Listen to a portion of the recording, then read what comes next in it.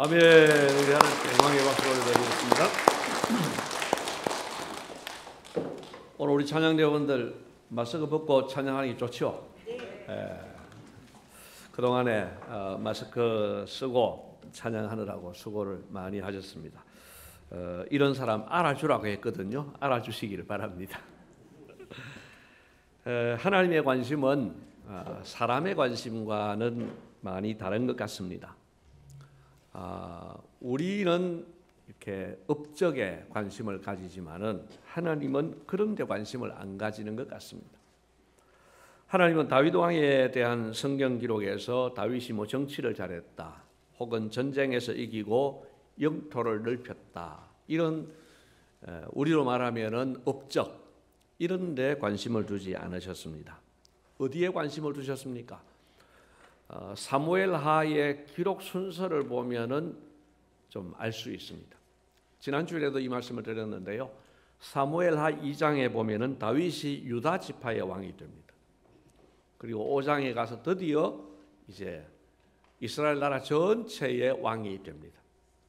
그리고 바로 이어지는 6장에서 지난주에 말씀드린 대로 하나님의 궤를 모시고 오는 일을 우선 관심사가 됩니다.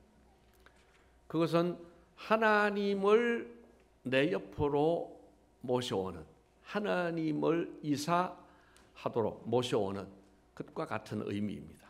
하나님이 그걸 참 귀하게 보신 거예요. 그리고 6장에 이어지는 오늘 본문 7장에서 다윗은 하나님께 성전을 건축해 드려야 되겠다라는 생각을 합니다. 하나님께서 그 마음을 기쁘게 받으셨습니다. 이것은 다윗의 관심사를 보여주는 동시에 하나님의 관심을 보여주는 일이기도 합니다. 오늘은 다윗이 성전을 건축하려고 했던 일과 하나님께서 그 일로 다윗에게 복 주신 것에 대해 묵상하면서 은혜를 나누고자 합니다. 먼저 하나님은 성전을 건축하고자 했던 다윗에게 영원한 나라를 약속해 주셨습니다. 다윗은 지난주에 말씀드린 대로 20대에 한 10여 년 동안 정말 힘들게 살았습니다. 그냥 힘든 정도가 아니고 정말 죽었다 싶은 그런 상황이 많았습니다. 흔히 사방이 막혔다고 하는데 다윗은 사방팔방이 다 막힌 것 같은 그런 때가 많았습니다. 그러다가 사울 왕이 죽고 다윗이 30세에 유다 지파의 왕이 됩니다. 그로부터 7년 6개월 후에 이제 이스라엘 나라 전체의 왕이 됩니다. 그런데 그 후에도 전쟁들이 있습니다. 이웃 나라와의 전쟁이 있습니다. 그래서 그 전쟁에 이제 승리를 하죠. 그리고 이제 평안히 이제 숨돌리고 살게 되었습니다. 그런데 우리는 이 내용을 기록한 사무엘하 7장 1절 말씀을 눈여겨보실 필요가 있습니다. 여러분, 사무엘하 7장 1절 말씀을 같이 한번 읽겠습니다. 여호와께서 주위의 모든 원수를 무찌르사 왕으로 궁에 평안히 살게 하실 때에. 아멘. 자, 이 자막을 그대로 두고 한번 보십시오. 여기 주어가 누구입니까? 여호와께서입니다. 여러분, 전쟁을 눈으로 볼 때에 전쟁을 이끈 장수는 다윗입니다. 다윗이 이스라엘 백성들 군대를 끌고 나가서 전쟁에 승리한 것이 눈으로 보는 전쟁입니다. 그런데 그 승리는 다윗이 무찌른 것이 아니라 여호와께서 무찌르시고 여호와께서 다윗 왕으로 하여금 궁에 평안히 살게 하신 때에 라고 말씀하고 있습니다. 여러분, 다윗은 자신이 이렇게 전쟁에서 승리하고 평안히 살게 된 것이 하나님 덕분인 줄을 알았습니다. 오늘 우리 찬양 가사 가운데도 그런 가사가 있었죠. 오늘의, 제가 다 못 외워서 미안합니다만, 오늘의 이 내 삶이 주님의 은혜 덕분이라고 그런 고백이 있었죠. 네, 그겁니다 바로. 여러분, 이게 얼마나 중요한지 모릅니다. 사람들은요, 대부분 자기의 잘못은 축소해서 생각하고 자기의 공로는, 자기의 잘한 것은 아주 확장해서 과대하게 그렇게 생각을 합니다. 그런데 내 공로를 확장하는 정도, 그런 방향이 많은데 내 공로를 있는 그대로 보기도 힘들고 그걸 축소해서 보기는 더 힘든데 자기의 공로를 하나님의 공로라고 그렇게 하나님에게 올려드리는 것, 이거는 얼마나 어렵겠습니까? 건강을 위해서 열심히 운동하고 몸을 잘 관리하는 분, 제가 볼 때 아무리 생각해도 참 대단하신 것 같아요.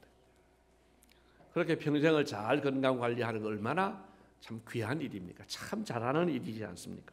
남이 생각해도 대단한데 열심히 운동하고 건강 관리를 잘 하신 분은 내가 이렇게 몸 관리를 잘한 결과 건강하다고 그렇게 말하지 않겠습니까? 어떻게 보면 이해가 됩니다.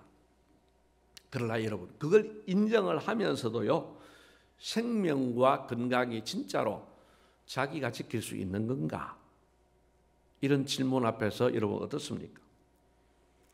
운동 열심히 했지만 일찍 돌아가신 분 많습니다, 여러분. 몸 관리를 잘 했지만 뜻밖의 병으로 떠난 사람도 많이 있습니다. 결론이 뭐냐? 여러분, 오늘 우리가 살아있는데요, 이 살아있는 것이 하나님께서 살려주신 결과인 줄로 믿습니다. 하나님이 살려주셔서 살아있는 거예요. 오늘 여러분 건강하십니까? 그 건강도 하나님이 주셔서 건강하다는 것을 인정하시기를 바랍니다. 하나님은 그 인정을 받고 싶으신 거예요. 왜? 실제로 하나님이 주셨기 때문입니다. 다른 분야도 마찬가지입니다. 우리의 평안은 하나님께서 주신 선물입니다. 여러분, 오늘 이만한 여유, 물론 고민이 많을 수도 있어요. 그러나 적어도 이 자리에 나와서 이렇게 예배 드릴 수 있는 이 정도의 평안, 여러분 하나님의 은혜 덕분인 줄을 인정하시고 믿으시기를 바랍니다. 자, 그러면은 자신의 평안이 하나님 덕분인 줄 알았던 다윗이 어떤 마음을 가지게 됩니까? 여러분 7장 2절 말씀을 한번 보십시오. 7장 2절 같이 읽습니다. 왕이 선지자 나단에게 이르되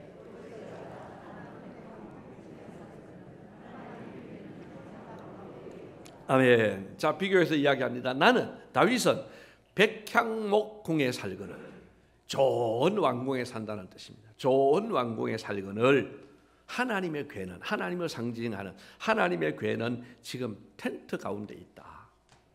이 말은 무슨 말입니까? 죄송스럽다는 뜻입니다. 나만 이렇게 좋은 집에 살아서 죄송스럽다는 뜻이고, 또 하나는 성전을 건축해서 하나님께 드리고 싶다는 뜻입니다. 이 말을 들은 나단 선지자는 하나님께 물어볼 것도 없이 그냥 자기 스스로 판단을 해버립니다. 이거는 당연히 하나님 기뻐하실 거다. 그래서 당연히 하나님께서 기뻐하실 거니까 왕의 마음대로 하십시오. 참 잘했습니다. 그런 뜻입니다. 그런데 그날 밤에 하나님의 말씀이 이 나단 선지자에게 임하였습니다. 여러 가지 말씀을 주셨는데 요지는 이렇습니다. 첫째로 너는 성전을 건축하지 말아라. 이 성전은 네 아들이 건축하게 될 것이다 라고 답변을 하십니다. 그리고 두 번째는 뭘 말씀하십니까? 네 이름을 위대하게 만들어 주리라. 9절에 있습니다. 11절을 보면 여호와가 너를 위하여 집을 지어줄 것이다 라고 말씀합니다. 여러분, 다윗은 자기가 하나님의 집을 지어드리겠다고 했는데 하나님께서는요, 한편으로는 거절하셨고 한편으로는 허락하셨습니다. 이게 무슨 말입니까? 한편으로 거절하셨다는 말은 다윗이 건축을 못하게 했으니까 거절이에요. 한편으로 허락은 뭡니까? 아들이 건축하게 해준다는 거예요. 그래서 실제로 다윗은 건축에 관한 모든 필요를 다 준비합니다. 자재를 다 준비하고 기금을 다 준비하고 설계까지 하고, 그리고 이제 아들 솔로몬이 건축을 하게 됩니다. 그러니 다윗으로는 절반 이상은 기여한 바가 되죠. 그래서 한편으로는 허락입니다. 그런데 그 다음 주시는 말씀은 정말 우리의 마음판에 새겨둘 말씀입니다. 어떤 말씀입니까? 네 이름을 위대하게 만들어 주리라 하는 것입니다. 여러분, 사람은요 다 자기 이름을 알아주기를 바랍니다. 그런데 내가 나 알아달라고 막 이렇게 알리면서 명함 돌리면서 표 한 표 얻으려고 노력하는 것이 아니라 하나님께서 이름을 위대하게 만들어 주시면 위대하게 되는 겁니다. 여러분, 하나님께서 저와 여러분들을 위대하게 만들어 주시기를 축복합니다. 여러분, 우리가 뭐 명예욕에 사로잡히라는 말이 아니에요. 오늘 보세요. 하나님이 복이라고 하지 않습니까? 내가 네 이름을 위대하게 만들어 주리라. 더 기가 막힌 말씀이 있습니다. 다윗에게 그렇게 이야기합니다. 네가 나한테 집을 지어주겠다고? 아니야. 내가 너의 집을 지어주마. 여러분, 이게 정답입니다. 여러분, 하나님께서 우리의 집을 지어주시는 줄로 믿습니다. 이 집은 건물만을 이야기하는 것 아닙니다. 우리의 가정을 일으키시고 우리의 가문을 일으키시는 것 하나님께서 해주시는 겁니다. 다윗은 하나님의 성전 건축에 드리려고 했는데 하나님은 하시는 말씀, 됐다. 내가 너 집을 세워주마. 얼마나 참 축복된 말씀입니까? 그리고 세 번째는 15절과 16절에 더 벅찬 말씀을 주고 있는데요. 여러분, 15절과 16절 말씀을 같이 한번 읽겠습니다. 내가 내 앞에서 물러나게 한 사울에게서 내 은총을 빼앗은 것처럼 그에게서 빼앗지는 아니하리라. 내 집과 내 나라가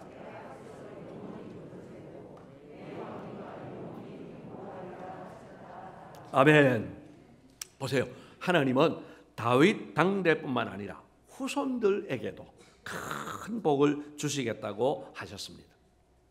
사울과 비교해서 이렇게 말씀하십니다. 사울 왕이 잘못을 범했을 때 하나님은 그에게 베푸셨던 은총을 빼앗으셨습니다. 그 은총은 왕위가 아들에게 이어지지 않는, 이게 왕위가 아들에게 이어지는 것은 은총이에요. 자자손손 이어지는 것. 그런데 왕위를 이제 이어지지 못하도록 은총을 빼앗으셨습니다. 그리고 전쟁터에서 세 아들과 함께 전사합니다. 너무 비참한 최후가 된 것이죠. 그 일을 너무나 잘 아는 다윗입니다. 하나님께서 다윗의 후손에 대해서는 다윗에게 그렇게 하지 않겠다고 약속하신 거예요. 죄를 범하면 어떻게 하느냐? 죄를 범하면 공의의 하나님이시기 때문에 벌은 준다는 거예요. 사람의 매와 인생의 채찍으로 징계는 하겠지만 은총을 빼앗지 않겠다고 말씀하십니다. 여러분, 여기에서 이 주제와는 조금 곁길로 가는 것 같지만은 여러분, 사람의 매라고 했습니다. 내가 뭘 잘못했어요. 옆에 있는 사람의 매를 통해서 나를 징계하신다는 거예요. 물론 나를 괴롭히는 사람들이 다 내 잘못으로 그 사람이 나를 괴롭힌다는 말은 아닙니다. 그러나 간혹 내 옆에 있는 사람을 통해서 나에게 괴로움을 주시는, 그것이 하나님이 쓰시는 사람의 매일 수 있습니다. 그래서 여러분, 나 괴롭게 하는 사람 너무 미워하지 마세요. 그 사람도 하나님이 주신 사명을 감당하는 것일 수 있습니다. 여러분, 하나님이 허용하시기 때문에 그런 일이 일어나요. 사람의 매라고 합니다. 사람을 통해서. 이 사람은요, 우리 가까운 자식일 수도 있고요, 가족일 수 있습니다. 내 잘못한 걸 자식을 통하여서 나를 괴롭게 하는, 이것이 사람의 매일 수 있습니다. 그 다음에 인생의 채찍도 있습니다. 살아가면서 이런저런 어려움 만나면, 물론 그것이 다 죄의 결과라는 뜻은 아닙니다. 그러나 하나님께서 그런 일들을 통하여서 우리를 징계하신다는 겁니다. 자, 죄를 범하면 이렇게 징계는 하겠지만은 은총 자체를 빼앗지는 않겠다는 거예요. 그리고 네 나라가 영원히 보존되고 네 왕위가 영원히 견고하리라고 다윗에게 약속하신 겁니다. 여러분, 하나님께서 주신 이 약속은 나중에 어떻게 됩니까? 다윗의 자손들에게 많은 부분이 이루어졌습니다. 그래서 다윗의 후손들이 500년 가까운 세월 동안, 400~500년 동안 왕위를 이어갑니다. 사울 왕의 40년에 비해서 10배가 넘는 그런 긴 기간 동안 이 왕조가 유지됩니다. 하나님께서 크신 복을 주신 결과이며 약속을 지키신 결과입니다. 그러나 여러분, 이것의 궁극적인 성취는 예수 그리스도에 의해서 이루어집니다. 이 영원한 나라는 궁극적으로 예수 그리스도를 통해 이루어졌습니다. 그리고 앞으로 완성이 될 것입니다. 자, 이후의 역사가 어떻게 되었습니까? 400~500년 동안 이 나라가 유지되었죠.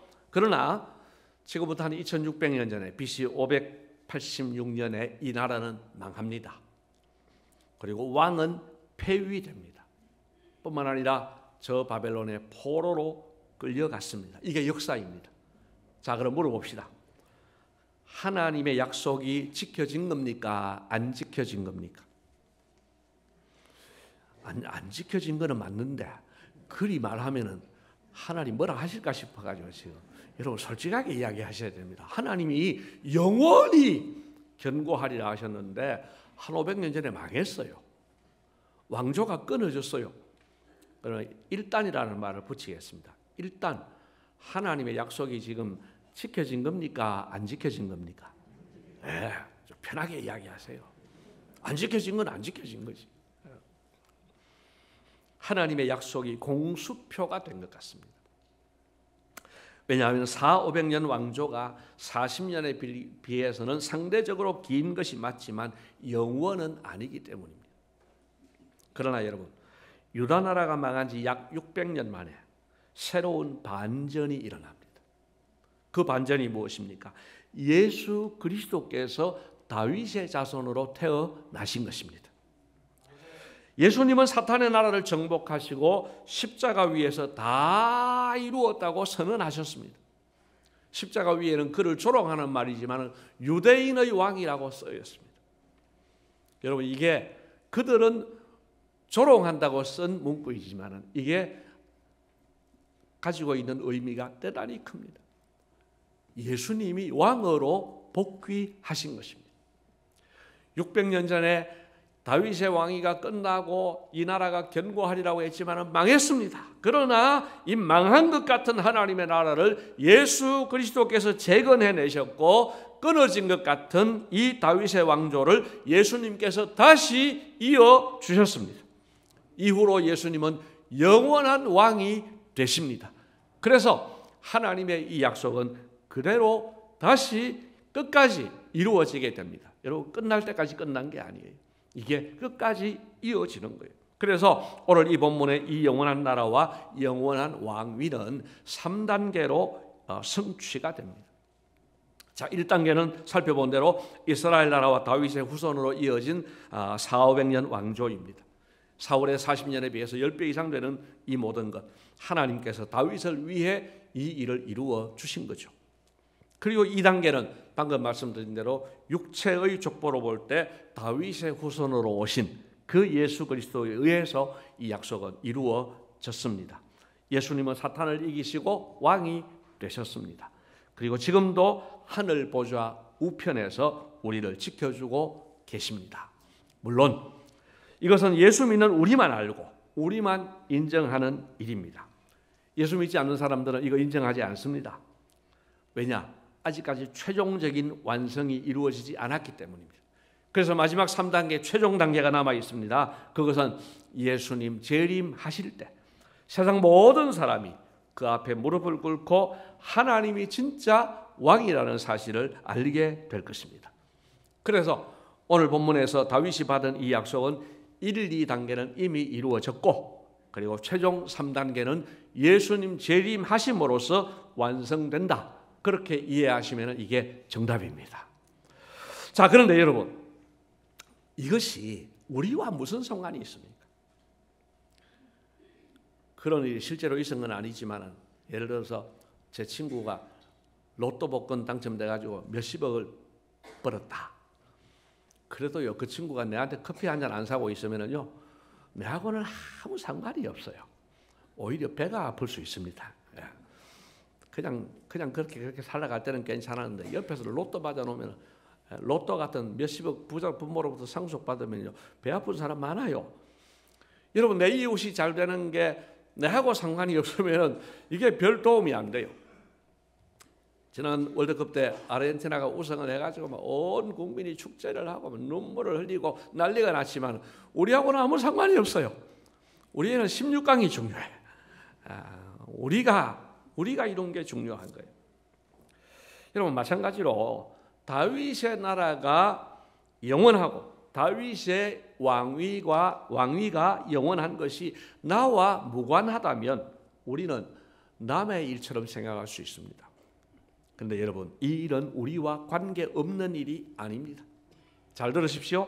우리는 대한민국 국민이지만 영적으로는 이스라엘 백성들입니다. 여러분, 지금 세계 지도에 나오는 이스라엘을 이야기하는 건 아닙니다. 영적으로 예수님께서 왕이신 나라 이스라엘 나라, 그 나라 백성이 바로 우리가 그 나라 백성이다, 이 말씀입니다. 여러분, 이 나라는 망하지 않고 영원합니다. 우리의 왕이신 예수 그리스도의 왕위는 영원히 계속된다, 이 말씀입니다. 여러분, 핸델이 작곡한 메시아에서 할렐루야 합창 때에 그 합창이 이제 연주될 때 자리에서 일어나는 전통을 우리는 알고 있습니다.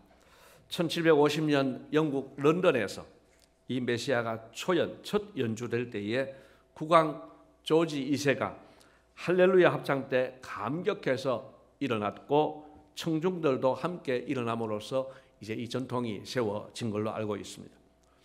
이 말씀을 준비하면서 어제 할렐루야 찬양을 제가 몇 번 들었습니다. 한 5번 정도 들은 것 같습니다.